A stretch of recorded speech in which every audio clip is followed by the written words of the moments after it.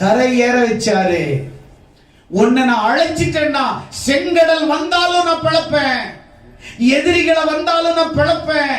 உனக்கு முன்பாக எந்த சூழ்நிலை வந்தாலும் சூழ்நிலை மாற்ற நான் வல்லமை உள்ள தேவனாயிருக்கும். உன் கூடவே இருப்ப, சூழ்நிலையை பார்க்காது, என்ன பார்த்துக்கிட்டே வா. இன்னைக்கு உங்களை பார்த்து ஆண்டவர் சொல்றாரு, சூழ்நிலையை பார்த்து பார்த்து பார்த்து பார்த்து பயந்து பயந்து பயந்து ஐயோ ஐயோ ஐயோ என்ன நடக்க போதோ, என்ன நடக்க போதோ, வயசாயிட்டே போயிட்டு இருக்குதே, ஐயோ கல்யாணம் ஆகுமோ ஆகாதோ, சூழ்நிலையை பார்த்துட்டு இருக்கிற. திடீர்னு வேலை போயிடுச்சு, ஐயோ வேலை போயிடுச்சு, சூழ்நிலை வேற மாதிரி போதே, ஐயோ நான் எதுவுமே சம்பாதிக்கல, ஐயோ அப்படின்னு நினைக்கிற. வேண்டாம்.